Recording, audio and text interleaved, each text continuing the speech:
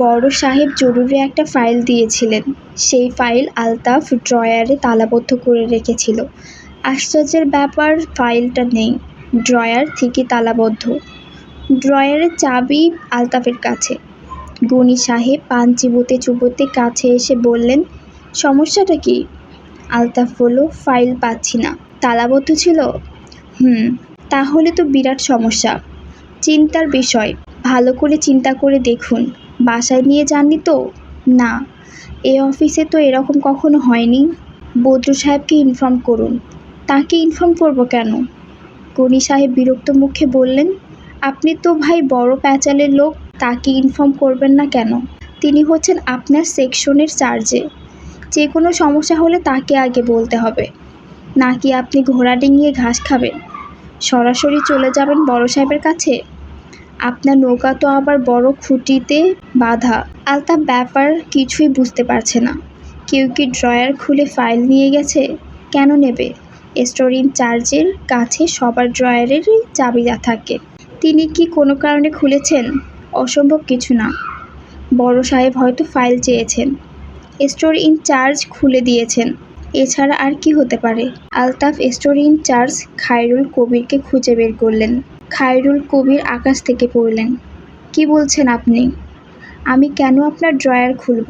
এই ধরনের এলিগেশন সাবধানে দিবেন। আমি এলিগেশন দিচ্ছি না, জানতে চাচ্ছি। ব্যাপার একই। বড় সাহেবের সঙ্গে দহরম মহরম বলে ধরাকে সরা দেখছেন। পেয়েছেন কি আপনি? কি ভাবছেন আমাকে? আপনি শুধু শুধু রাগ করছেন। আপনার সঙ্গে কোনো কথা বলতে চাচ্ছি না। দয়া করে বিদায় হন। আপনার সাহস দেখে অবাক হচ্ছি। আমাকে সরাসরি চোর বললেন? চোর তো বলিনি। অবশ্যই বলেছেন। ভেবেছেন কি আপনি? আলতাফ হতভম্ব হয়ে গেল। এই লোকটি এমন করছে কেন? কেন শুধু শুধু রেগে যাচ্ছে? সে নিজের জায়গায় ফিরে এলো। কি করবে বুঝতে পারছে না। বড় সাহেবকে জানানো উচিত। সাহসে কুলোচ্ছে না। ভয় ভয় লাগছে। আলতাফ ড্রয়ার বন্ধ করে ক্যান্টিনের দিকে রওনা হলো। ক্যান্টিনে সে কখনো আসে না, এই প্রথম আসা। কোণার দিকে একটা খালি টেবিলে একা একা বসে রইল। ক্যান্টিনের বেয়ারা এক কাপ চা না চাইতেই দিয়ে গেল। অসময়ে চা খাওয়া তার অভ্যাসে নেই, তবু সে চায়ে চুমুক দিচ্ছে। কিছুতেই ভেবে পাচ্ছে না অফিসের মানুষগুলি তার সঙ্গে খারাপ ব্যবহার করছে কেন। সে তো কারো সঙ্গে খারাপ ব্যবহার করে না। এই যে আলতাফ সাহেব, কি করছেন একা একা? গনি সাহেব চা নিয়ে এগিয়ে এলেন। আলতাফ সাহেব, বসবো আপনার সঙ্গে? বসুন। আপনি তো দেখি বিরাট ভেজাল লাগিয়ে ফেলেছেন। কি ভেজাল লাগিয়েছি? স্টোর ইনচার্জ খায়রুল কবির সাহেবকে আপনি নাকি চোর বলেছেন। উনি তো দারুণ রেগেছেন। আমি ঠান্ডা করার চেষ্টা করেছি, লাভ হয়নি। উনি বোধহয় বড় সাহেবের কাছে কমপ্লেন করতে যাবেন, আমার সেরকম মনে হলো। আলতাফ কিছু বলল না, অবাক হয়ে তাকিয়ে রইল। গনি সাহেব বললেন, আপনার তো চিন্তার কিছু নেই। বড় সাহেব হলেন আপনার খাতিরের লোক। সিগারেট খাবেন নাকি আলতাফ সাহেব? আমি সিগারেট খাই না। খেয়ে দেখুন, টেনশনের সময় কাজে লাগে, ব্রেন পরিষ্কার হয়। এই সময় ব্রেইনটা পরিষ্কার থাকা দরকার। বড় সাহেবকে ফাইলের ব্যাপারে কি বলবেন ভেবে রাখুন। উনি দারুণ রেগেছেন, আপনাকে এক্ষুনি ডেকে পাঠাবেন। গনি সাহেব সিগারেট ধরিয়ে তৃপ্তির নিঃশ্বাস ফেললেন। তৃপ্তি 16 আনা হচ্ছে না। আলতাফ তেমন ভয় পাচ্ছে বলে মনে হচ্ছে না। আশ্চর্য মানুষ। ভয়ে অস্থির হয়ে যদি তাকে ধরে পড়তো, কান্নাকাটি করত, সে সামাল দিতে চেষ্টা করত। হারানো ফাইলও তো মাঝে মাঝে পাওয়া যায়। আলতাফ পাথরের মতো মুখ করে বসে আছে। ভয়ভীতির কোনো লক্ষণ নেই। চাকরি এখনো কনফার্ম হয় নাই। এক কথায় চাকরি চলে যাবে, সে চিন্তাও মাথায় নেই। নিন সিগারেট নিন আলতাফ সাহেব। আমি সিগারেট খাই না। আহা, একটা খেলে কিছু হবে না। জি না। আচ্ছা থাক, খেতে হবে না। আর শুনুন, এত চিন্তা করবেন না। চিন্তা করে লাভ তো কিছু নেই, যা হবার হবেই। আলতাফ ছোট করে নিঃশ্বাস ফেলে উঠে দাঁড়ালো। গনি সাহেব বললেন, যাচ্ছেন কোথায়? বড় সাহেবের কাছে? নিজ থেকে যাওয়া ঠিক হবে না। বড় সাহেব ডাকুক, তারপর যাবেন। এর মধ্যে ভেবে ভেবে একটা প্ল্যান অব অ্যাকশন বের করুন। বড় সাহেবের খাস বেয়ারা মকবুল এসে ঢুকলো। গনি সাহেবের দিকে তাকিয়ে বলল, স্যার আপনারে ডাকে। গনি সাহেব বিস্মিত হয়ে বললেন, আমাকে কেন? তুমি বোধহয় ভুল করছো। উনি আলতাফ সাহেবকে ডাকেন। যে না, আপনারে ডাকেন। স্পষ্ট কইরা বলছেন গনি। গনি সাহেব দরজার বাইরে থেকে বললেন, স্যার আসবো? বড় সাহেব বললেন, ইয়েস, কাম ইন প্লিজ। তিনি ঘরে ঢুকে হাসি মুখে বললেন, কেমন আছেন স্যার? বড় সাহেব তার উত্তর না দিয়ে বললেন, বসুন। তিনি বসলেন। বসতে বসতে তার মনে হলো কিছু একটা হয়েছে। দুয়ে দুয়ে চার মিলছে না। ব্যাপারটা কি? মনসুর সাহেব ফাইলে চোখ বোলাচ্ছিলেন। ফাইল বন্ধ করে তাকালেন। তার চোখ কালো চশমার আড়ালে বলে গনি সাহেব বড় সাহেবের চোখের ভাব ধরতে পারলেন না। তার অস্বস্তি আরও বাড়ল। গনি সাহেব, জি স্যার। ব্যাপারটা কি বলুন তো? কি ব্যাপার স্যার? আমি তো কিছু জানি না। আমি আলতাফ সাহেবকে একটা জরুরি ফাইল দিয়েছিলাম, সেটা জানেন? জি না স্যার, আমি তো কিছুই জানি না। কি ফাইল? মনসুর আলী জবাব দিলেন না। স্থির চোখে তাকিয়ে রইলেন। গনি সাহেব সঙ্গে সঙ্গে বুঝে গেলেন তিনি একটা বড় বোকামি করেছেন। ফাইল সম্পর্কে তিনি কিছু জানেন না তা বলা ঠিক হয়নি, কারণ এর মধ্যে স্টোর ইনচার্জ খায়রুল কবির নিশ্চয়ই বড় সাহেবের সঙ্গে কথা বলেছে। এ প্রসঙ্গে তার কথা আসতে পারে, আসাটাই স্বাভাবিক। গনি সাহেব, জি স্যার। ফাইল সম্পর্কে আপনি কিছুই জানেন না দেখে অবাক হচ্ছি। একটু আগে খায়রুল কবির এসেছিলেন। তিনি বললেন, আপনি এই ফাইল হারানোর ব্যাপারটা নিয়ে চিন্তিত। ও আচ্ছা, আমি স্যার কিছুক্ষণ আগেই জেনেছি। আগে কিছুই জানতাম না। আমি ভেবেছি আপনি জানতে চাচ্ছেন আগে কিছু জানতাম কি না। মনসুর সাহেব ড্রয়ার খুলে সিগারেটের কেস থেকে সিগারেট বের করলেন। গনি সাহেব বললেন, আমি স্যার খুব চিন্তা করছি। এটা হলো কি করে? ড্রয়ারে তালাবদ্ধ করা ফাইল হাওয়ায় তো উড়ে যেতে পারে না।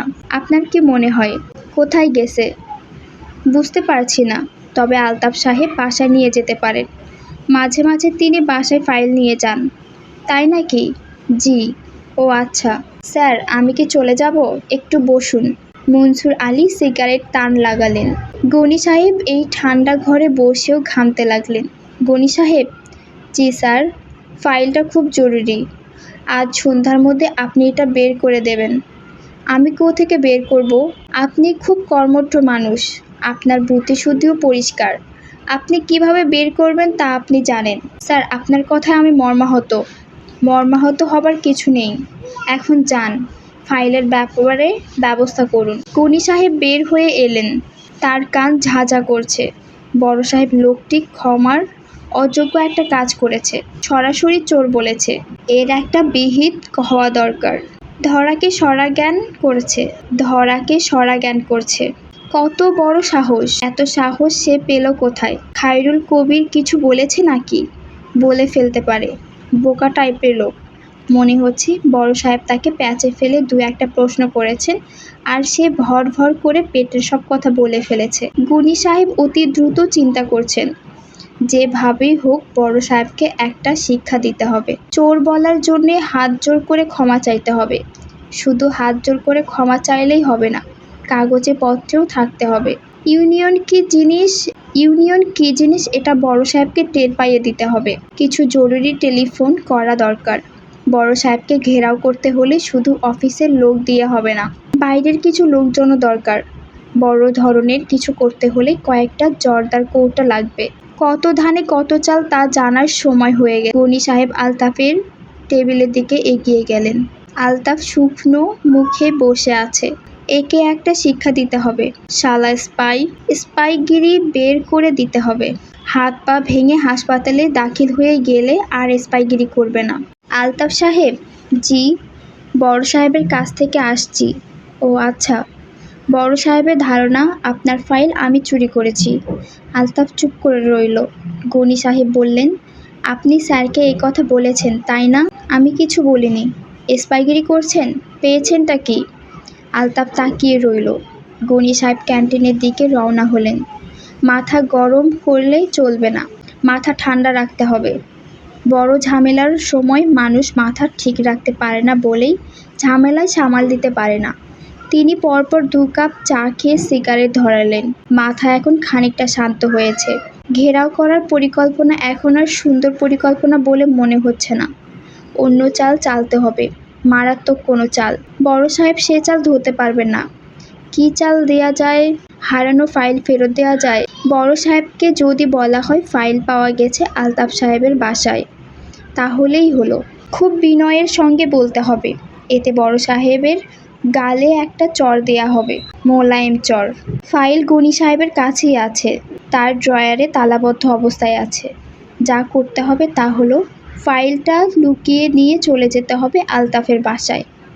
আলতাফকে বলতে হবে, ভাই, আপনার বাসায় কাগজপত্রগুলি একটু খুঁজে দেখুন। এমনও হতে পারে যে আপনি মনের ভুলে ফাইল নিয়ে বাসায় চলে এসেছেন। হতে পারে না? একটু খুঁজে দেখুন, আমিও আপনার সঙ্গে খুঁজি। দুজন খুঁজতে থাকবো। তখন গনি সাহেব চেঁচিয়ে বলবেন, পাওয়া গেছে, পাওয়া গেছে, এই তো পাওয়া গেছে, আপনার খাটের নিচেই ছিল। যাক, বাঁচা গেল। সবচেয়ে ভালো হয় ফাইলটা যদি আলতাফ সাহেবকে দিয়েই ফেরত পাঠানো হয়। গনি সাহেব আর একটা সিগারেট ধরালেন। পুরো পরিকল্পনাটা আরও ঠান্ডা মাথায় ভেবে দেখতে হবে কোনো ভুল ত্রুটি থেকে গেল কিনা। সামান্য ভুল থাকাও ঠিক হবে না। ফাইলটা যে তার ড্রয়ারে আছে এই খবর অফিসের আর একজন মাত্র মানুষ জানে, স্টোর ইনচার্জ খায়রুল কবির, তার নিজের লোক। তাছাড়া তিনিই চাবি দিয়ে ড্রয়ার খুলেছেন। কাজেই এই খবর বাইরে ছড়ানো যাবে না। খায়রুল কবির সাহেব অবশ্যই মাথা গরম লোক, ফট করে মাথা গরম হয়ে যায়। এই জাতীয় লোক মাথা গরম অবস্থায় বেফাঁস কথা বলে ফেলতে পারে। তাকে সাবধান করে দিতে হবে। গনি সাহেব উঠলেন, আলতাফের টেবিলের দিকে এগিয়ে গেলেন। আলতাফ সাহেব, জি, আপনার বাসায় আজ সন্ধ্যায় একটু যাব। জি, আচ্ছা। বিবাহ করেছেন তো, তাই না? জি। ভাবির হাতে এক কাপ চা খেয়ে আসবো। জি, আচ্ছা। অধিকাংশ অফিসেই দেখি কর্মচারীদের মধ্যে কোনো সম্ভাব নেই। এটা ঠিক না। অফিসের বাইরেও আমাদের একটা জীবন আছে, তাই না? জি। গনি সাহেব খায়রুল কবির সাহেবের খোঁজে গেলেন। তাকে এখন বেশ হাসি খুশি দেখাচ্ছে। টেনশন অনেকখানি কমে গেছে। তার মাথায় একটাই চিন্তা, ফাইলটা কি করে আলতাফের বাসায় নিয়ে যাবেন। শীতকাল হলে সমস্যা ছিল না, কোটের ভেতর নিয়ে যেতে পারতেন। গরমকাল হওয়ায় ঝামেলা হয়ে গেছে। বাজারের ব্যাগে করে নিয়ে যাওয়া যায়, তার সঙ্গে বাজারে ব্যাগ আছে। অফিস ফেরত হাতিরপুল কাঁচা বাজার থেকে কিছু সবজি নিয়ে যাবার কথা। আজ আর নেওয়া হবে না। অফিস ছুটি হবার ঠিক আগে আগে মনসুর সাহেবের টেলিফোন বেজে উঠল। টেলিফোন করেছেন ডক্টর ওসমান, কিন্তু তার গলার স্বর অন্যরকম। মনসুর সাহেব গলা চিনতে পারছেন না। মনে হচ্ছে অনেক দূর থেকে পাতলা গলায় কে যেন কথা বলছে। মনসুর সাহেব বললেন, হ্যালো, কে? কে কথা বলছেন? আমি বলছি, আমি। কিছু মনে করবেন না, আমিটা কে? ওসমান। ও আচ্ছা, তোমার ঠান্ডা লেগেছে নাকি? গলার স্বর চিনতে তোমাকে দোষ দিয়ে লাভ নেই। আমি নিজেও আমার গলার স্বর চিনতে পারছি না। হয়েছে কি? ভয়াবহ কিছু হয়নি, তবে যা হয়েছে তাকে ঠিক অগ্রাহ্য করাও ঠিক না। কি হয়েছে? তুমি বাসায় আসো, তারপর বলবো। আসছি, এখনই আসছি। বাই দ্য ওয়ে, তোমার অফিসের কর্মচারী কি যেন নাম? আলতাফ না? ও কি আছে? থাকার কথা না, এখন বাজছে 5টা। সে কাটায় কাটায় 5টা বাজলে বিদেয় হয়ে যায়। তবু খোঁজ নিচ্ছি। কেন বলো তো? ওকে আমার দরকার। তাকে নিয়ে আসতে পারবে? দরকার হলে অবশ্যই নিয়ে আসবো। মনসুর সাহেব আলতাফের খোঁজে লোক পাঠালেন। তাকে পাওয়া গেল না। সে ঠিক 5টার সময়ই বের হয়ে গেছে। আলতাফ অফিস থেকে সরাসরি বাসায় ফেরে। ফেরার সময় বাসে প্রচণ্ড ভিড় হয়। ভিড় কমার জন্য সে ইদানিং অফিসের পাশে একটা মিউনিসিপ্যালিটি পার্কে অপেক্ষা করে। পার্কটি মিউনিসিপ্যালিটির কর্মকর্তারা শিশুদের মনোরঞ্জনের জন্য তৈরি করলেও এটি এখন ভিক্ষুক এবং নেশারুদের দখলে। নেশারুরা আসে সন্ধ্যার পরে। তাদের সঙ্গে আলতাফের দেখা এখনো হয়নি, তবে পার্কের স্থায়ী ভিক্ষুকরা আলতাফকে চেনে। তারা এই লোকটির স্বভাব চরিত্রও জানে। তারা জানে এই সাহেব পার্কে ঢোকার মুখে 2 টাকার বাদাম কিনবে। পার্কের সবচেয়ে উত্তর বেঞ্চির এক কোনায় চুপচাপ বসে বাদাম খাবে খুব ধীরে ধীরে। 2 টাকার বাদাম শেষ করতে করতে তার সময় লাগবে 1 ঘন্টার উপর। তখন সে উঠে দাঁড়াবে, যাবে বাস স্ট্যান্ডের দিকে। এই লোকের কাছে ভিক্ষা চেয়ে কোনো লাভ হবে না জানে বলেই ভিক্ষুকরা কেউ এখন আর তাকে বিরক্ত করে না। আলতাফ বসে আছে বেঞ্চিতে, তার হাতে বাদামের ঠোঙা এবং খানিকটা ঝাল লবণ। আলতাফ বাদাম ভেঙে মুখে দিচ্ছে। 2 টাকার ঠোঙায় বাদাম থাকে 18 থেকে 25টা। আজ বাদাম বেশি দিয়েছে, আজ বাদাম দিয়েছে 30টা। শেষ করতে অন্য দিনের চেয়ে বেশি সময় লাগবে। লাগুক, তেমন তাড়া নেই। তবে আকাশের অবস্থা ভালো না, মেঘ ডাকছে, বৃষ্টি হবে, ভালো বৃষ্টি হবে। বৃষ্টি শুরু হলে ভিজতে হবে, ভিজতে তার খারাপ লাগে না। একটাই শুধু সমস্যা হয়, ভেজা কাপড় বাসে উঠতে দেয় না, ভিজে গেলে হেঁটে হেঁটে ফিরতে হবে। আলতাফ ছোট করে নিঃশ্বাস ফেলল। আজ তার মন খারাপ। শুধু যে মন খারাপ তা না, বেশ খারাপ। সে বুঝতে পারছে না সবাই মিলে তার সঙ্গে মিথ্যা কথা কেন বলছে। সে তো সবই বুঝতে পারছে। গনি সাহেবের কাছে ফাইলটা বর্তমানে আছে। তিনি এই ফাইল নিয়ে আজ রাতে এক সময় তার বাসায় যাবেন এবং বলবেন, আলতাফ সাহেব, আপনার বাসাটা একটু পরীক্ষা করে দেখব। এমন তো হতে পারে মনের ভুলে ফাইলটা ফেলে গেছেন। আলতাফ জানে গনি সাহেবের বাজারের ব্যাগে বর্তমানে ফাইলটা আছে। ফাইলটা নিয়ে তার অনেক কাজকর্ম আছে বলে তিনি আজ বাজারে যেতে পারবেন না। গনি সাহেবের স্ত্রী বলে দিয়েছেন ঘরে কোনো সবজি নেই, সবজি লাগবে। আজও সবজি কেনা হবে না, অথচ এই মহিলা মাছ মাংস কিছু খেতে পারেন না। সব তথ্য পোকারা আলতাফকে জানাচ্ছে। কেন জানাচ্ছে সে জানে না, কিভাবে জানাচ্ছে তাও বুঝতে পারে না। জানতে না পারলেই বোধহয় ভালো হতো, মনের কষ্ট কম হতো।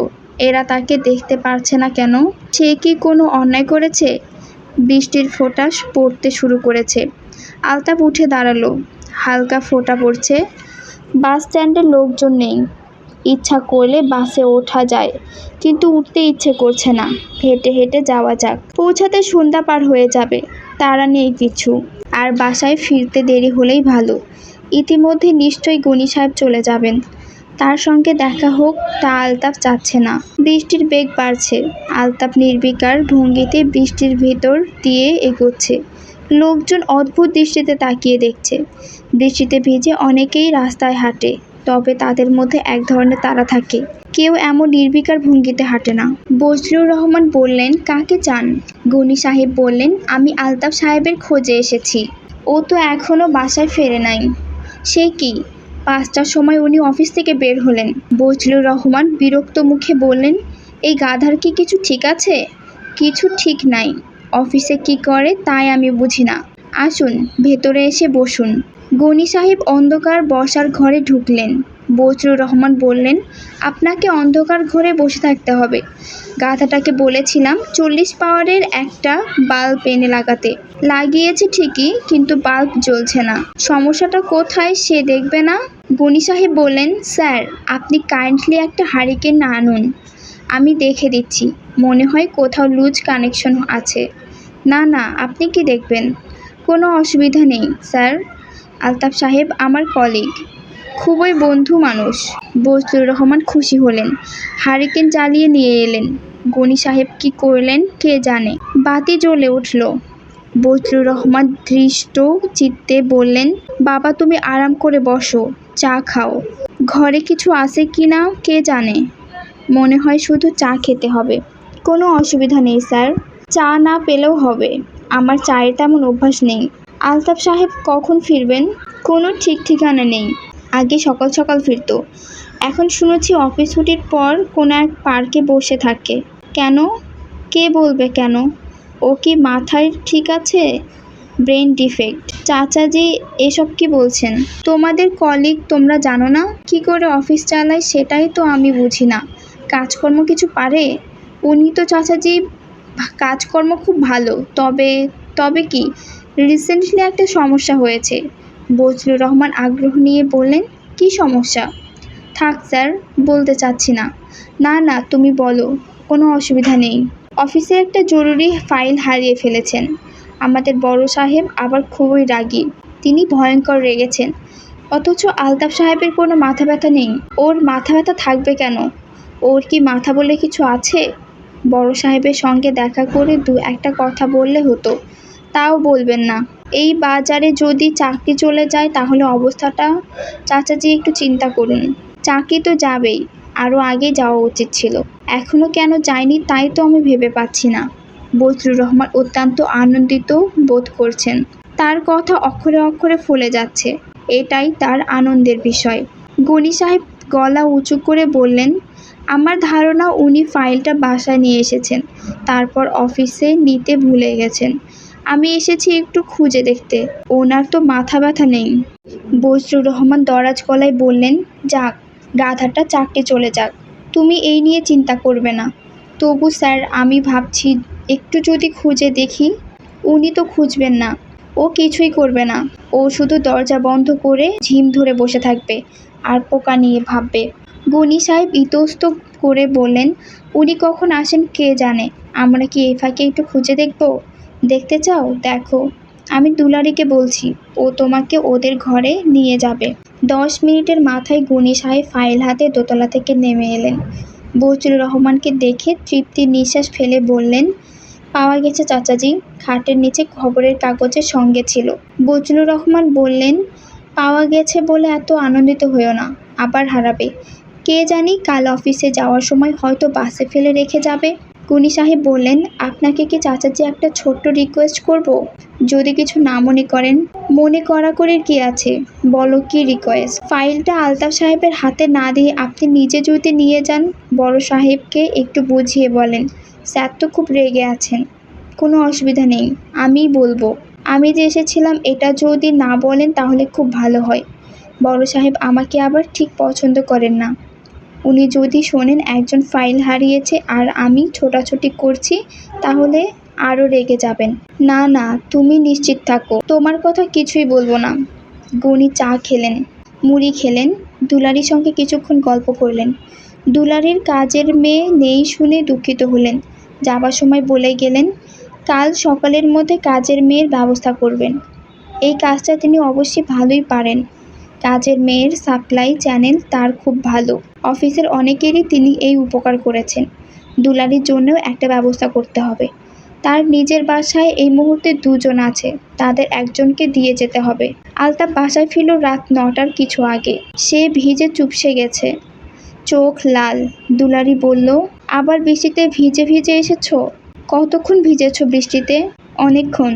হাত পা একদম নীল হয়ে গেছে, চোখ লাল। আজ নির্ঘাত তোমার জ্বর আসবে। হুম। তোমার অফিসের একজন কলিগ আজ বাসায় এসেছিলেন, নাম হলো গনি সাহেব। কি যেন খোঁজাখুঁজি করলেন। খুব ভালো লোক।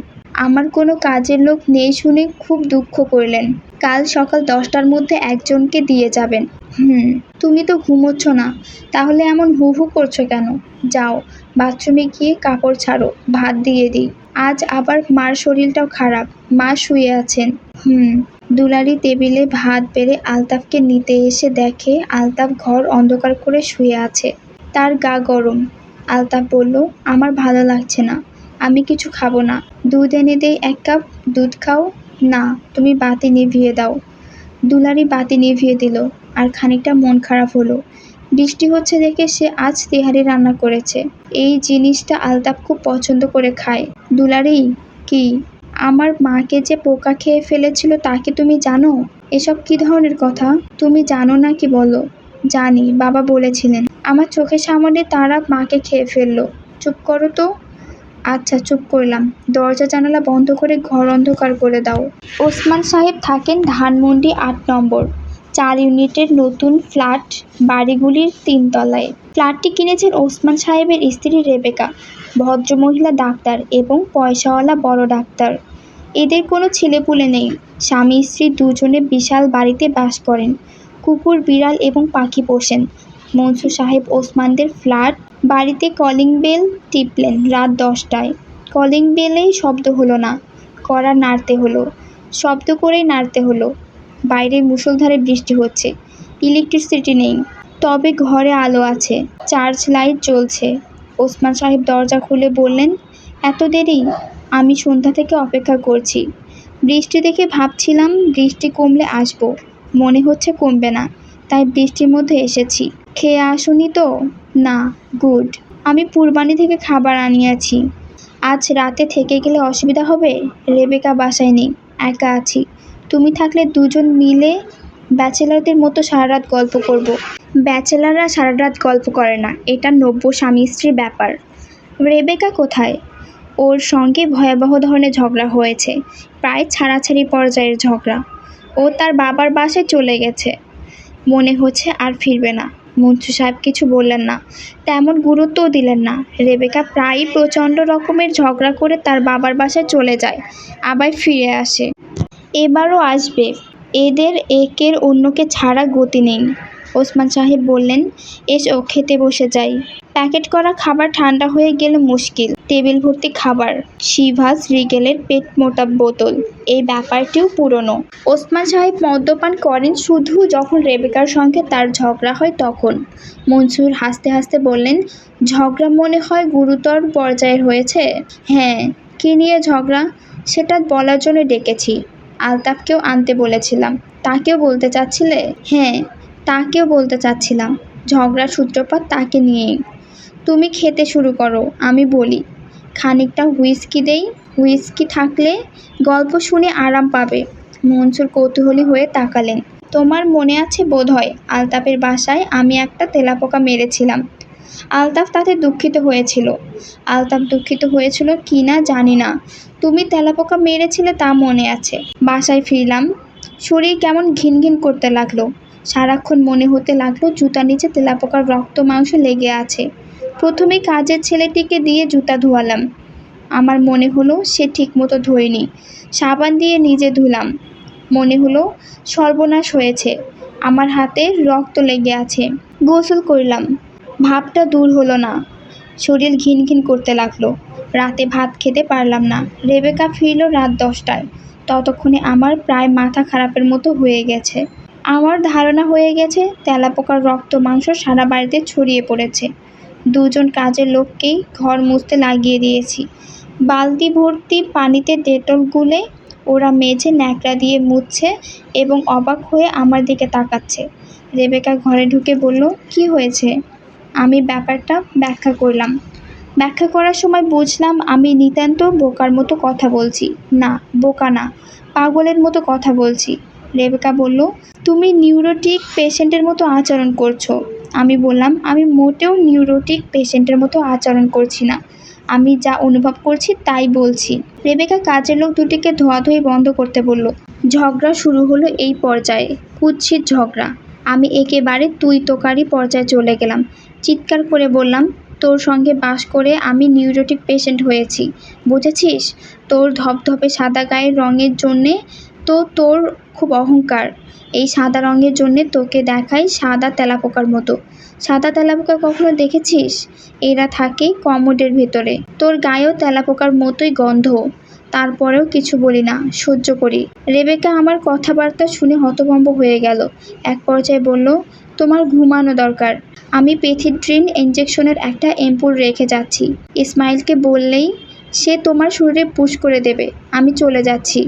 এর উত্তরে আমি আরও সব কুৎসিত কথা বলতে লাগলাম, এমন সব কুৎসিত কথা যে তুমি শুনলে 3 তলা থেকে লাফ দিয়ে নিচে পড়ে যাবে। উদাহরণ দেব?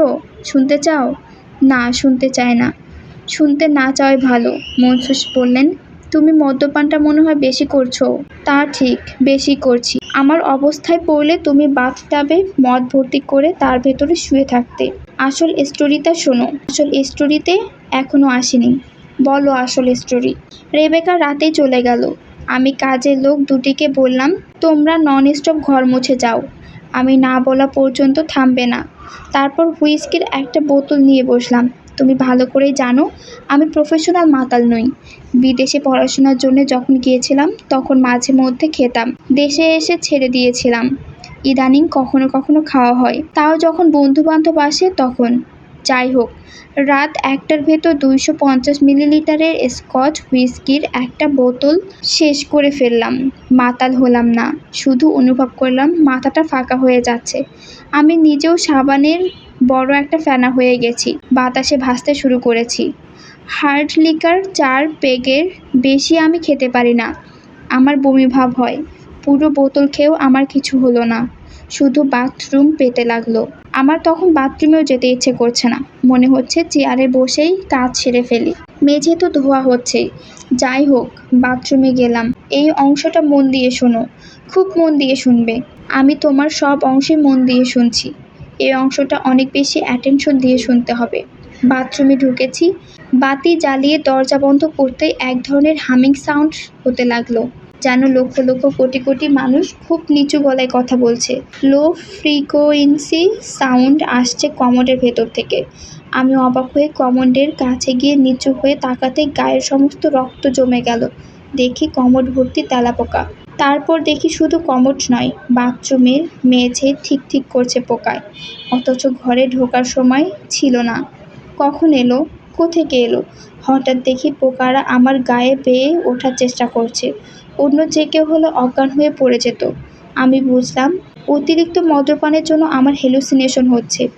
আসলে কোনো পোকা নেই, কিন্তু আমার মস্তিষ্ক পোকা দেখছে। বাথরুমের দেয়ালগুলি একটু আগে সাদা দেখেছি, এখন দেখছি ব্রাউন রং। তেলাপোকায় দেয়াল ঢেকে গেছে। আমি তখন এদের কথাও শুনতে পেলাম, পরিষ্কার শুনলাম। এরা বলছে, কি বলছে তা তোমাকে বলতে চাচ্ছি না, কারণ ওরা তো আসলে কিছু বলছে না। যা বলার আমার মস্তিষ্ক আমাকে বলছে। যাই হোক, আমি কি করলাম শোনো। বাথরুম থেকে বের হয়ে এলাম, আমার গা ভর্তি তেলাপোকা। এদের নিয়েই বের হয়েছি। কাজের লোক দুটি তখনও মেঝে ঘষে যাচ্ছে। আমি তাদের সামনে দাঁড়িয়ে বললাম, তোমরা কি আমার গায়ে তেলাপোকা দেখতে পাচ্ছ? ওরা ভয়ে ভয়ে বলল, জি না স্যার। আমি বললাম, তাহলে যাও, ইসমাইলকে ডেকে আনো, আমাকে পেথিড্রিন ইঞ্জেকশন নিতে হবে। ইসমাইল এসে আমাকে পেথিড্রিন ইঞ্জেকশন দিল। আমার ঘুম ভাঙল পরদিন দুপুর 2টোয়। আমি তখন পুরোপুরি সুস্থ। তেলাপোকা ব্যাপারটা আর মাথায় নেই। এই তোমার গল্প? হ্যাঁ। আলতাফকে এই গল্প শোনাতে চাচ্ছিলে কেন? ওর কারণে এই ব্যাপারটা আমার মাথায় ঢুকে গেছে বলেই ওকে শোনাতে চাচ্ছি। আমার ইচ্ছে ছিল ওকে যেন পোকা নিয়ে সে আর কখনো কারোর সঙ্গে কোনো কথা না বলে। এই হাস্যকর ব্যাপারটা যেন সে আর কারো মাথায় ঢুকিয়ে না দেয়। মনসুর বললেন, ব্যাপারটা তোমার মাথা থেকে পুরোপুরি দূর হয়েছে? হ্যাঁ হয়েছে, তবে আমি পোকা নিয়ে খুব বেশি ভাবতে শুরু করেছি। অন্য এক দৃষ্টিভঙ্গিতে এদের দেখার চেষ্টা করছি। অন্য দৃষ্টিভঙ্গি মানে? ওদের প্রতি একটা সিম্প্যাথেটিক অ্যাটিচিউড তৈরি হয়েছে। মনসুর গম্ভীর হয়ে বললেন, সিম্প্যাথেটিক অ্যাটিচিউডের ব্যাপারটা বুঝলাম না। ওসমান গলা নিচু করে বললেন, আমরা কেন জানি মনে হচ্ছে আলতাফের কথা সত্যি হতেও পারে। পোকাদের কিছু স্ট্রেঞ্জ ব্যাপার আছে, যা থেকে ধারণা করা অস্বাভাবিক না যে এদের বুদ্ধি আছে, ভালোভাবেই আছে। যেমন ধরো, যখন কোনো বিশেষ জায়গায় আণবিক বোমার টেস্টিং হয়, তখন যে জায়গায় এই টেস্টিং করা হয় তার 1 মাইল ভেতর কোনো পোকামাকড়, বিশেষ করে তেলাপোকা থাকে না। এরা মনে হয় কোনো এক অদ্ভুতভাবে খবর পেয়ে যায় যে এখানে নিউক্লিয়ার বোমা টেস্টিং হবে। খবর পেয়ে সরে পড়ে। ইন্টারেস্টিং না? সত্যি হয়ে থাকলে ইন্টারেস্টিং। হিরোশিমা এবং নাগাসাকিতে আণবিক বোমা ফাটার পর এর আশেপাশের অঞ্চলগুলি তেলাপোকায় ছেয়ে গিয়েছিল। আমার ধারণা এরা এসেছে হিরোশিমা ও নাগাসাকি থেকে। এরা বুঝে গিয়েছিল এখানে বোমা ফাটবে, কাজেই সরে গিয়েছিল। এই খবর পেলে কোথায় যেন পড়েছিলাম। সত্যি তো বটেই। সমুদ্রগামী জাহাজ থেকে হঠাৎ দেখা যায় ইঁদুর আর তেলাপোকা নেমে পড়ছে। তখন বুঝতে হবে জাহাজটা পানিতে ডুবে যাবে বা এই জাতীয় কিছু একটা হবে। এরা খবরটা পায় কিভাবে? মনসুর বললেন, তুমি বলতে চাচ্ছ পোকাদের বুদ্ধি আছে? তারা ইন্টেলিজেন্ট? নিশ্চিত করে কিছু বলছি না, তবে সম্ভাবনা উড়িয়ে দিচ্ছি না। একসময় তুমি কিন্তু বলেছ ওদের মস্তিষ্ক নেই, কাজেই বুদ্ধি থাকবে না। এখন অন্য কথা বলছো? তা বলছি। এখন কালেকটিভ ইন্টেলিজেন্সের কথা মাথায় আসছে। অর্থাৎ আলাদা আলাদাভাবে একটা পোকা বুদ্ধিমান নয়, কিন্তু তাদের সবাইকে একত্রে করলে তারা বুদ্ধিমান, প্রচণ্ড বুদ্ধিমান। এত বুদ্ধিমান যে এরা মানুষকে ব্যবহার করছে। মানুষ তাই বুঝতে পারছে না। পোকাদের হাতে মানুষ অসহায়? হ্যাঁ, অসহায়। পঙ্গপালের কথা ভেবে দেখো। পঙ্গপালের আক্রমণ ঠিকানার কোনো বুদ্ধি কি মানুষের আছে? মেশিনগান দিয়ে ঠেকাবে? পৃথিবীতে বিউবনিক প্লেগ ছড়িয়েছিল ইঁদুর 1347 থেকে 1351। এই 5 বছরে প্লেগ সারা পৃথিবীতে মানুষ মারা গেছে 75 মিলিয়ন। 19শ শতাব্দীতে বিউবনিক প্লেগ হলো মানুষ মারা গেল 20 মিলিয়ন। যেমন হঠাৎ করে অসুখটা এসেছিল, তেমনি হঠাৎ করে চলে গিয়েছিল। আমার এখন মনে হচ্ছে এইগুলো পোকাদের সাবধানবাদী। পোকারা মানুষদের সাবধান করে দিচ্ছে। তারা বলছে, হে মানব সম্প্রদায়, সাবধান। আমরা কিন্তু ইচ্ছা করলে তোমাদের শেষ করে দিতে পারি। তোমাদের অতি আধুনিক জ্ঞান বিজ্ঞান কোনো কাজেই লাগবে না। মনসুর সিগারেট ধরাতে ধরাতে বললেন, এদের ক্ষমতা থাকলে মানুষকে এরা শেষ করে দিচ্ছে না কেন? মানুষ তো নানানভাবে এদের বিরক্ত করছে, ইনসেকটিসাইড ছড়াচ্ছে, পোকামাকড় মারার কত কায়দা কৌশল বের করছে। পোকাদের যদি এতই বুদ্ধি তাহলে ওরা চুপ কেন? ওসমান গলার স্বর নিচু করে বললেন, এই বিষয়েও আমার একটা হাইপোথিসিস আছে। মানুষকে এরা শেষ করছে না কারণ মানুষকে তাদের প্রয়োজন। মানুষের টেকনোলজি প্রয়োজন। শুধুমাত্র মানুষেরই ক্ষমতা আছে মহাশূন্য জয় করার। মানুষ একদিন সৌরজগতের বাহিরেও পা বাড়াবে, কিন্তু পোকাদের এই ক্ষমতা নেই। তারা যদি পৃথিবীর বাইরে ছড়িয়ে পড়তে চায় তাহলে মানুষের সাহায্য তাদের নিতেই হবে। পৃথিবীর বাইরে ছড়িয়ে পড়া তাদের দরকার কি? দরকার আছে। বুদ্ধিমান প্রাণীর লক্ষণ হলো সে চেষ্টা করবে বিশ্ব ব্রহ্মাণ্ডের নিজেকে ছড়িয়ে দিতে। পোকারা তাই করছে। মানুষ যখন মঙ্গল গ্রহ থেকে যাবে, বৃহস্পতির উপগ্রহে এরাও যাবে মানুষের সঙ্গে। বুঝতে পারছো? পারছি। কিন্তু তুমি কি এই হাইপোথিসিস বিশ্বাস করো? বিশ্বাস করি না, আবার অবিশ্বাসও করি না। আলতাফ নামের তোমার ওই লোকটির সঙ্গে আমার কথা বলতে হবে। মনসুর গম্ভীর গলায় বললেন, আলতাফের সঙ্গে তোমার কথা বলতে হবে না। কথা বলার পরিণাম তো দেখতেই পাচ্ছি। তোমার উচিত বিশ্রাম নেওয়া এবং মাথা থেকে পোকামাকড় পুরোপুরি দূর করা। যেভাবে হুইস্কি খাচ্ছ মনে হয় একটা কেলেঙ্কারি করবে। যাও, ঘুমোতে যাও। রাত খুব একটা বেশি হয়নি, 2টা বাজে। 2টা অনেক রাত। মনসুর উঠে দাঁড়ালেন। এখনও ইলেকট্রিসিটি আসেনি। মনে হয় আজ রাতে আর আসবে না। বৃষ্টি থামেনি, মাঝখানে কিছুটা কমেছিল, এখন আবার মুষলধারে শুরু হয়েছে।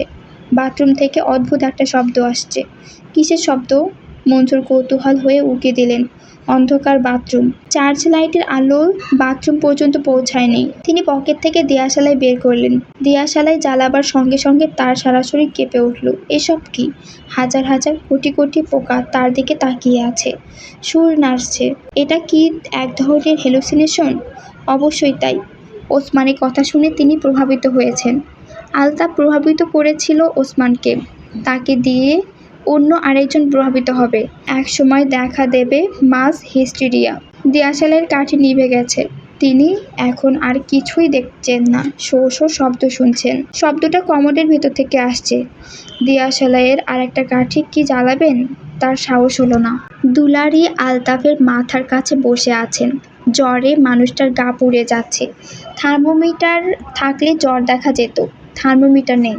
জ্বর কমানোর জন্য কিছু একটা করা দরকার। কি করবে দুলারি বুঝতে পারছে না। 2টা প্যারাসিটামল খাওয়ানো উচিত। ঘরে কোনো প্যারাসিটামল নেই। মাথায় পানি ঢালা উচিত। দোতলায় 1 ফোঁটা পানি নেই। পানি ঢালতে হলে বালতিতে করে একতলা থেকে নিয়ে আসতে হবে। দুলারি তাও করত, কিন্তু মানুষটা তাকে ছাড়ছে না। তার হাত ধরে বসে আছে। এত শক্ত করে হাত চেপে ধরে আছে যে হাত ব্যথা করছে। আলতাফ ক্ষীণ স্বরে ডাকল, দুলারি। দুলারি বলল, কি? খুব খারাপ লাগছে। মাকে ডেকে আনবো? না। এখন কটা বাজে দুলারি? রাত 2টো। আলতাফ অনেক কষ্টে পাশ ফিরল। দুলারি বলল, বাবাকে ডেকে তুলি? বাবা তোমার জন্য ডাক্তার নিয়ে আসুক। না, তুমি আমার হাতটা ছাড়ো, আমি তোমার জন্য পানি নিয়ে আসি। মাথায় পানি ঢালতে হবে। না। আচ্ছা, ঠিক আছে, আমি তোমার জন্য পানি আনতে যাচ্ছি না। তুমি এত শক্ত করে আমার হাত চেপে ধরবে না, আমার হাত ব্যথা করছে। আচ্ছা, আমার হাতটা একটু ছাড়ো তো, বাতি জ্বালাই। অন্ধকারে বসে থাকতে আমার ভয় ভয় লাগছে। আলতাফ দুলারির হাত ছাড়ল না, বরং আরও শক্ত করে হাত চেপে ধরল। দুলারির ভয় ভয় করছে। তার হঠাৎ করে মনে হচ্ছে তাদের খাটের নিচটা তেলাপোকায় ভর্তি হয়ে গেছে। পোকারা আলতাফকে দেখতে আসছে, আরও আসবে। ঘর ভর্তি হয়ে যাবে পোকায়। কেন তার এরকম মনে হচ্ছে সে জানে না। আলতাফকে জিজ্ঞেস করলে কি কোনো লাভ হবে? আলতাফকে কিছু বলবে? দুলারি বলল, এই শোনো শোনো। ভয় লাগছে, আমার ভয় লাগছে। আমার কেন জানি মনে হচ্ছে খাটের নিচটা পোকায় ভর্তি হয়ে গেছে। আমার প্রচণ্ড ভয় লাগছে। এই দেখো, শো শো শব্দ হচ্ছে। পোকারা কি এরকম শব্দ করে? এরকম উ করবে না, শুনতে বিশ্রী লাগছে। হাতটা ছাড়ো, আমি বাতি জ্বালাবো। না। দুলারি প্রায় জোর করে আলতাফের হাত ছাড়িয়ে দিল। বাতি জ্বালল, উকি দিল খাটের নিচে। সারি সারি তেলাপোকা চুপচাপ অপেক্ষা করছে। একটাও নড়ছে না। দুলারি বলল, যা যা, এতেও কিছু হলো না। আলতাফ ক্লান্ত গলায় বলল, এরা যাবে না, এরা থাকবে। তুমি এদের কিছু বলো না, বাতি নিভিয়ে দাও। দুলারি বাতি নেভালো। তার কান্না পাচ্ছে। সে কি করবে বুঝতে পারছে না। এত রাতে বাবা মাকে ঘুম থেকে ডেকে তুলতে ইচ্ছা করছে না। ভোরবেলাতেই বজলুর রহমান হোমিওপ্যাথ ডাক্তার বিধুবাবু দরজার কড়া নাড়তে লাগলেন। দুলারির কাছ থেকে খবর পেয়েছেন আলতাফের জ্বর। সারা রাতই নাকি জ্বর গেছে, এখন খুব বাড়ছে। ডাক্তার না ডাকলেই নয়। অনেকক্ষণ কড়া নাড়ার পর বিধুবাবু দরজা খুলে হাসি মুখে বললেন, তোমার মাছের কাটার অবস্থা কি? বজলুর রহমান হতভম্ব হয়ে বললেন, কি বলছো তুমি? সে তো ব্রিটিশ আমলের কথা। আমার গলা থেকে তো কবে কাটা গেছে, এখন তোমার মাথায় বিধে আছে। কাটা বিধা মাথা নিয়ে ডাক্তারি করো কিভাবে? যাই হোক, তুমি আসো আমার সঙ্গে, আলতাফকে দেখবে। ওর কি হয়েছে? গলায় কাটা? গলায় কাটার ব্যাপারটা মাথা থেকে দূর করো, ওর জ্বর। চলো দেখি। বিধুবাবু আলতাফের কপালে হাত দিয়েই প্রায় লাফিয়ে ওঠার জোগাড় করলেন। সর্বনাশ, এ তো অনেক জ্বর। রাগে বজলুর রহমানের গা জ্বলে গেল। অনেক জ্বর বলেই তো ডাক্তার ডেকে আনা। কুসুম কুসুম জ্বর হলে কে আনতো? বিধুবাবু রোগীকে দেখে দেখে শুকনো গলায় বললেন, অবস্থা তো কেমন কেমন মনে হচ্ছে। বজলুর রহমান বললেন, ইয়েটা কি? না মানে হসপিটালে নিয়ে যাওয়াই ভালো, জ্বর খুব বেশি। বজলুর রহমানের ইচ্ছা হলো বিধুবাবুকে ধরে একটা আছাড় দেন। এমনি মুখে বড় বড় কথা, ক্যান্সার সারাই, হাঁপানি সারাই, এইডস রোগ সারাই, আর সামান্য জ্বর দেখে মুখ শুকিয়ে আমসি। ধাক্কা দিয়ে দোতলার বারান্দা থেকে নিচে ফেলা দেওয়া উচিত। তিনি তা করলেন না, নিজেকে সামলালেন। অনেক কাজ আছে, কাজগুলি আগে শেষ করা দরকার। যেমন আলতাফের অফিসে ফাইলটা দিয়ে আসতে হবে। প্রতি মাসে ঠিক সময় ইলেকট্রিসিটি বিল দেয়া, পরেও তার ঘরে ইলেকট্রিসিটির লাইন কেন কেটে দিল সেই খোঁজটাও নেওয়া দরকার। আলতাফকে হাসপাতালে নিতেই যদি হয়, সন্ধ্যার দিকে নিলেই হবে। বজলুর রহমান আলতাফের অফিসের ফাইল বগলে নিয়ে প্রথমে আলতাফের কাছে গেলেন। অফিসের ঠিকানাটা দরকার। আলতাফ ঠিকানা বলল, বেশ ভালোভাবেই বলল। অফিসটা কোন জায়গায় বুঝিয়েও দিল। এটা একটা ভালো লক্ষণ। জ্বরে আলতাফের মাথা খারাপ হয়ে যায়নি। বেশি জ্বর উঠলে মাথা খারাপের মতো হয়ে যায়। আলতাফ, জি। তোর ফাইলটা দিয়ে আসি। আচ্ছা, তোর বড় সাহেবকে বুঝিয়ে বলবো যে বাই মিস্টেক তুই ফাইলটা নিয়ে চলে এসেছিস। আচ্ছা, ওনাকে রিকোয়েস্ট করব যাতে ভুলটা বড় করে না দেখেন। মানুষ মাত্রই ভুল করে, ভুল করাই মানব ধর্ম। জি আচ্ছা, তুই চিন্তা করিস না, শুয়ে থাক। দুলারি তোর মাথায় পানি ঢালুক। জি আচ্ছা।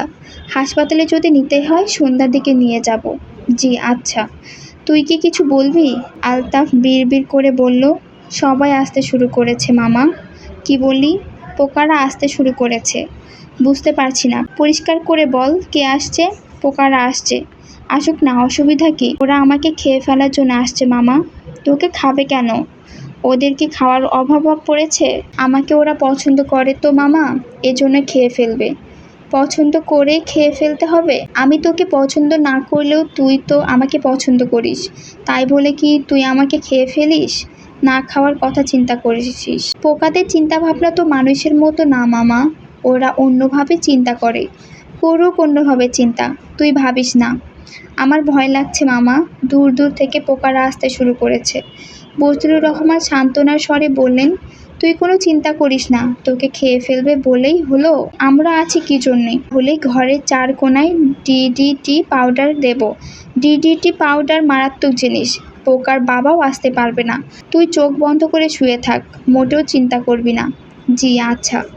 বজলুর রহমান ব্যাপারটাতে তেমন গুরুত্ব দিলেন না। জ্বর বেশি বাড়লে লোকজন অসংলগ্ন কথা বলে, আলতাফ তাই করছে। বজলুর রহমান ফাইল হাতে অফিসের দিকে রওনা হলেন। আমার নাম বজলুর রহমান, আমি আলতাফ হোসেনের মামা। ও আচ্ছা, বসুন। আমি স্যার ফাইলটা নিয়ে এসেছি। মনসুর সাহেব অবাক হয়ে বললেন, কি ফাইল? একটা জরুরি ফাইল যে আপনি আলতাফকে দিয়েছিলেন। ফাইলটা হারিয়ে গিয়েছিল, ওই ফাইল। মনসুর সাহেব অবাক হয়ে বললেন, সেই ফাইল আপনি কোথায় পেলেন? গাধাটা বাসায় নিয়ে গিয়েছিল, তারপর ভুলে গেছে। এরকম যে হবে জানা কথা। আপনাকে অসংখ্য ধন্যবাদ। ফাইলটা হারালে আমাদের খুব ক্ষতি হয়ে যেত। বজলুর রহমান বললেন, আলতাফের মতো লোক যখন আছে তখন ভবিষ্যতে আরও অনেক ক্ষতি হবে। করবেন কি? উপায় তো কিছু নেই। চা খান। চা খাবো না, চলে যাব। ফাইলটা পৌঁছে দিতে এসেছিলাম। দিলাম। ওই দিন তো আপনিই আমার বাসায় গিয়েছিলেন। জি। আপনি যে বড় সাহেব দেখে মনে হয় না। আপনাকে একটা জরুরি কথা বলি, আলতাফকে কখনো গুরুত্বপূর্ণ কোনো কাজ দেবেন না।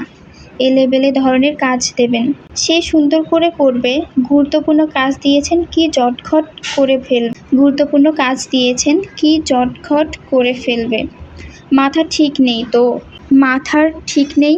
জি না, ছোটবেলায় তার মাকে পোকায় খেয়ে ফেলল, সেই থেকে মাথাটা খারাপ, সারাক্ষণ পোকা করে।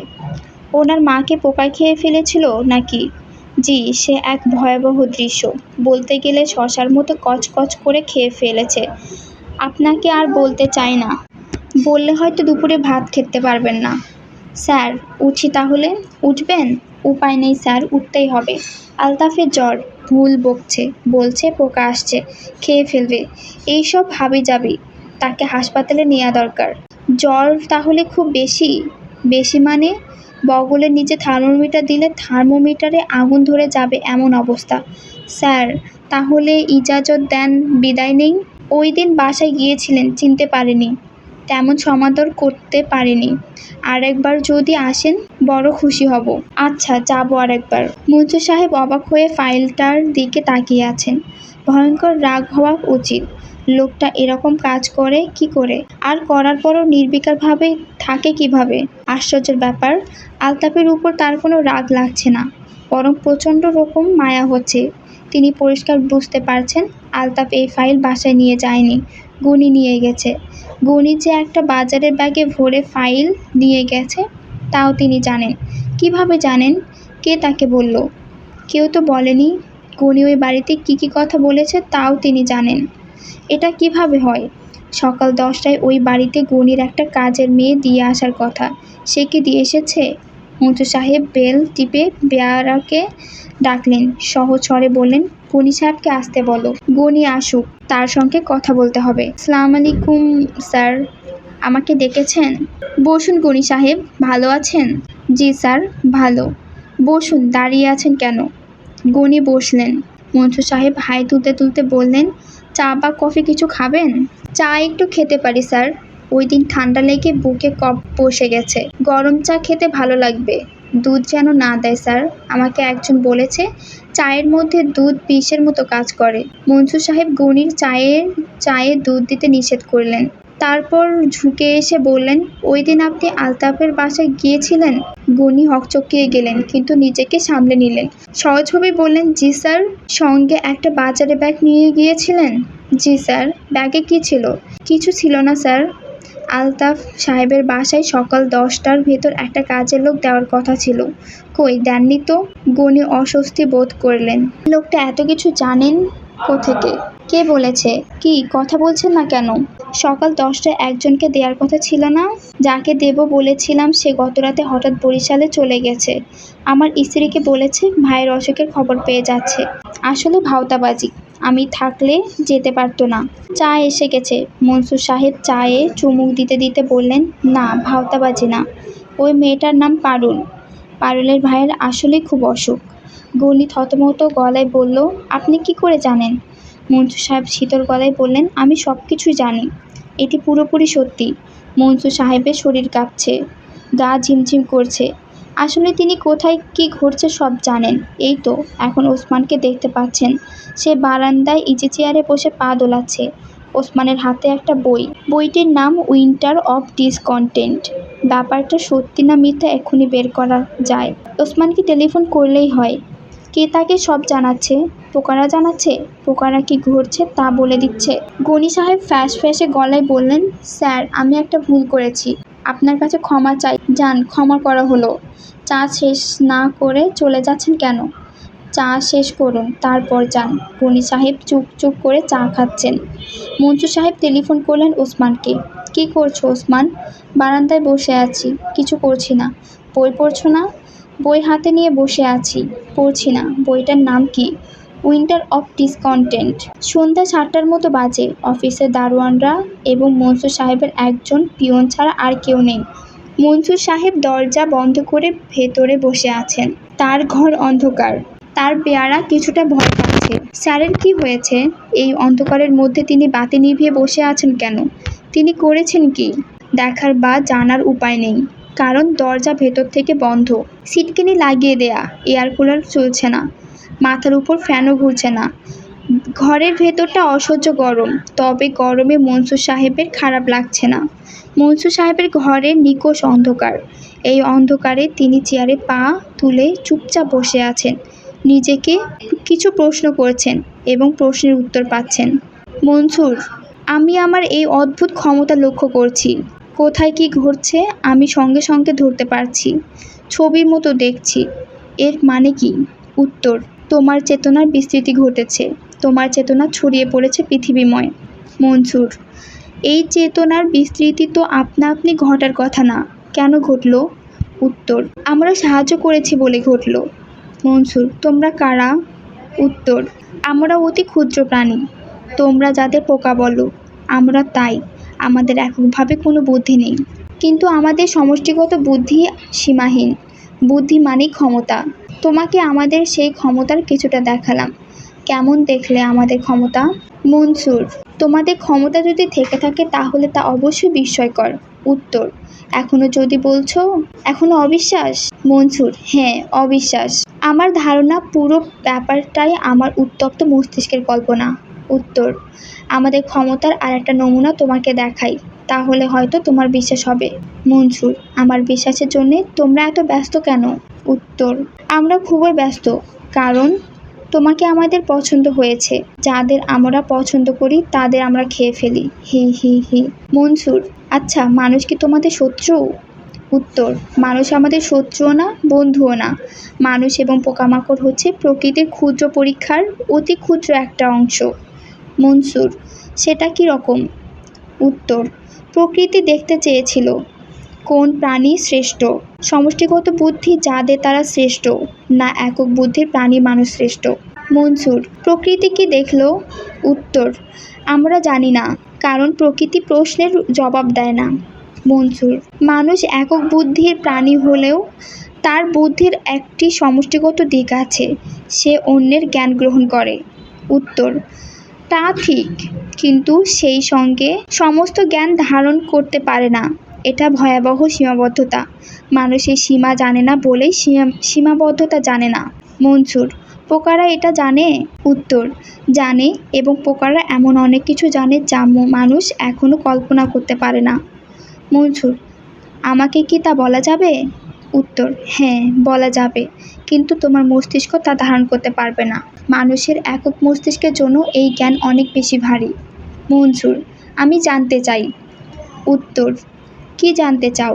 মনসুর, সব কিছু জানতে চাই। উত্তর, মূল প্রশ্নের উত্তরটি জানলেই অনেক জানা হবে। মনসুর, মূল প্রশ্ন কি? উত্তর, প্রাণ কি? কেন প্রাণ সৃষ্টি হলো? মনসুর, হ্যাঁ, বলো, আমাকে বলো, হোয়াট ইজ লাইফ? উত্তর, সত্যি জানতে চাও? মনসুর, চাই, অবশ্যই চাই। উত্তর, আরও তো প্রশ্ন আছে, সেসবের উত্তর চাও না? যেমন, তুমি কে? তুমি কোত্থেকে এসেছো? তুমি কোথায় যাচ্ছ? মনসুর, হ্যাঁ, চাই, উত্তর জানতে চাই। উত্তর, সময় কি তা কি জানতে চাও? এই পৃথিবীর সবচেয়ে রহস্যময় ব্যাপার হলো সময়। সময়টা কি জানতে চাও না? মনসুর, চাই। উত্তর, আমরা যা জানি সবই তোমাকে জানাবো, তোমাকে আমরা আমাদের একজন করে নেব। মনসুর, তা কিভাবে সম্ভব? উত্তর, সম্ভব, খুবই সম্ভব। আমরা তোমাকে ছড়িয়ে দেব আমাদের মধ্যে। আগেই তো বলেছি, যাকে আমরা পছন্দ করি তাকে আমরা ছড়িয়ে দেই নিজেদের মধ্যে। মনসুর, তোমরা তাকে মেরে ফেলো? উত্তর, প্রাণ কি তা তোমরা জানো না বলেই এ কথা বললে। প্রাণ কি জানা থাকলে বুঝতে যে প্রাণের বিনাশ নেই, রূপান্তর আছে। মনসুর, মানুষ থেকে আমি পোকা হব? উত্তর, ক্ষতি কি? মনসুর সাহেব লক্ষ্য করলেন তার ঘর ভর্তি পোকা, একটি দুটি নয়, হাজারে হাজারে পোকা, লক্ষ কোটি পোকা কিলবিল করছে। তিনি দরজা খুলে বের হতে চাইলেন, দরজা খুঁজে পেলেন না। তেলাপোকা সমস্ত দরজা ঢেকে ফেলেছে। তিনি চিৎকার করে উঠতে চাইলেন, মুখ হা করতে অসংখ্য পোকা মুখের ভেতর ঢুকে পড়ল। তার চেতনা পুরোপুরি বিলুপ্ত হওয়ার আগেই আলতাফের কথা ভাবলেন। আলতাফকে সঙ্গে সঙ্গে দেখতে পেলেন। তার মতো আলতাফকেও পোকা ঢেকে ফেলেছে। মাংস ছিঁড়ে খেতে শুরু করেছে। কত দ্রুতই না তারা খাচ্ছে। মনসুর সাহেব চেঁচিয়ে উঠতে গেলেন, এ কী করছো তোমরা, এটা কি করছো? সঙ্গে সঙ্গে উত্তর হলো, ভয় পেও না, ভয়ের কিছু নেই। প্রাণ এক ও অবিনাশী। তোমার প্রাণ এবং একটি পোকার প্রাণ আলাদা কিছু না। আমরা এক ও অভিন্ন। তিনি বারবার নিজেকে বলছেন, এটা ভুল, এটা মায়া, এটা ভ্রান্তি। আসলে কিছুই ঘটছে না, কিছুই ঘটছে না, কিছু না। তিনি ভয় পেলেন না, কারণ তিনি বুঝতে পারছেন আসলে কিছুই ঘটছে না। সবই ভ্রান্তি এবং এক ধরনের হ্যালুসিনেশন। নিজেকে সামলাতে পারলেই হ্যালুসিনেশন হাত থেকে মুক্তি পাওয়া যাবে। নিজেকে সামলাতে হবে। মনসুর সাহেব চোখ বন্ধ করে ফেললেন। আমি কিছু দেখছি না, আমি কিছু দেখছি না। তিনি মায়ার ভেতর খিক খিক হাসি শুনলেন। পোকারা কি হাসে? এ কেমন হাসি? মাথার ভেতর তাকে পোকারা ডাকছে, মনসুর, মনসুর, বলো, আমরা আছি, আমাদের অগ্রাহ্য করো না। তোমরা আছো ঠিকই, কিন্তু এখন আমি যা দেখছি সবই ভুল। না, ভুল নয়। আমাদের ক্ষমতাকে অগ্রাহ্য করো না। তুমি কেন রোদের দিকে তাকাতে পারো না? কেন সবসময় চোখে কালো চশমা দিয়ে রাখো? তা কি বলবো? তাহলে বিশ্বাস করবে? না, বিশ্বাস করব না। লক্ষ লক্ষ কোটি কোটি পোকা মনসুর সাহেবের উপর ঝাঁপিয়ে পড়ছে। মনসুর জানেন এটা সত্যি নয়, এক ধরনের মায়া, কুহক ভ্রান্তি। কিন্তু আসলেই কি তাই?